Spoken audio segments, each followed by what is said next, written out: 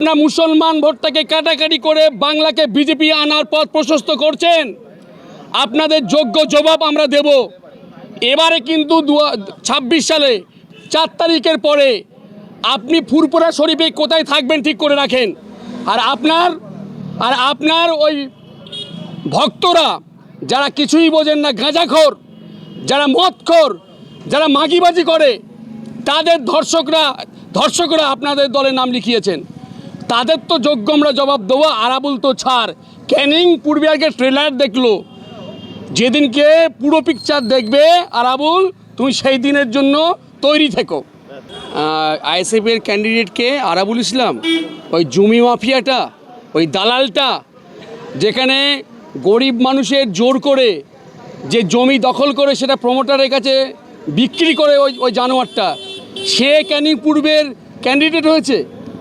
নওশাদ সিদ্দিকী বড় বড় কথা বলতো, আমরা প্রমোটারের বিরুদ্ধে, আমরা সিন্ডিকেটের বিরুদ্ধে, নিজেই তো সিন্ডিকেট রাজ করতে শুরু করে দিয়েছে। একজন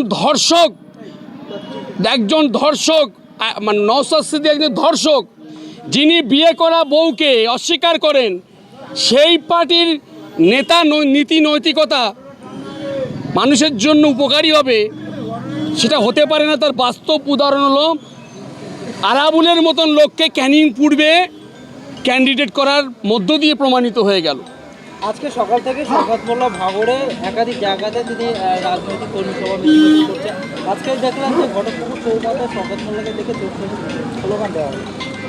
আগে বলবো, নওশাদ সিদ্দিকী বড় বড় কথা বলেন, কর্মীদের আগে রাজনৈতিক সৌজন্যতা শেখান। আপনার কাছ থেকে রাজনৈতিক সৌজন্যতা শওকত মোল্লাকে শিখতে হবে না। শওকত মোল্লা দক্ষ রাজনীতিবিদ, আপনি একটা জঙ্গি পার্টির নেতা। আপনার মুসলমান ভোটটাকে কাটাকাটি করে বাংলাকে বিজেপি আনার পথ প্রশস্ত করছেন। আপনাদের যোগ্য জবাব আমরা দেব। এবারে কিন্তু ২০২৬ সালে ৪ তারিখের পরে আপনি ফুরপুরা শরীফে কোথায় থাকবেন ঠিক করে রাখেন। আর আপনার ওই ভক্তরা যারা কিছুই বোঝেন না, গাঁজাখোর, যারা মদখোর, যারা মাগিবাজি করে, তাদের ধর্ষকরা আপনাদের দলে নাম লিখিয়েছেন।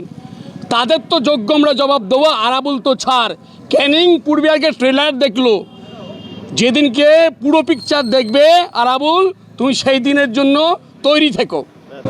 হ্যাঁ, হবেই তো, কারণ আরাবুল এমন একটা লোক, সে 2006-এ জিতে সে সব নিজের জন্য করেছে, জনগণের জন্য কিছু করেনি। যা করেছে সে নিজের জন্যই করেছে, করে এখন সে আবার শওকত মোল্লার বিরুদ্ধে এখানে প্রার্থী হচ্ছে। পূর্ব ক্যানিংয়ে এসে মানে একটা জায়গা দখল করার চেষ্টা করছে, কিন্তু সেটা তো পারবে না, কারণ পূর্ব ক্যানিংয়ের মানুষ এত সতর্কভাবে থাকে, তারা উন্নয়ন পেয়েছে, আরাবুলকে তোয়াক্কা করে না। সে এখানে আসলে কোনো মতেই কোনো জায়গায় সে খুঁজে পাবে না, কারণ আরাবুল সে ভালো মানুষ নয়। সে নওশাদ সিদ্দিকীর কথা শুনে সে এখানে এসে প্রার্থী হয়েছে। যাই হোক, আমরা চিন্তাভাবনা করছি আরাবুল যাতে পূর্ব ক্যানিংয়ে না উঠতে পারে, তার জন্য আমরা ব্যবস্থা করব।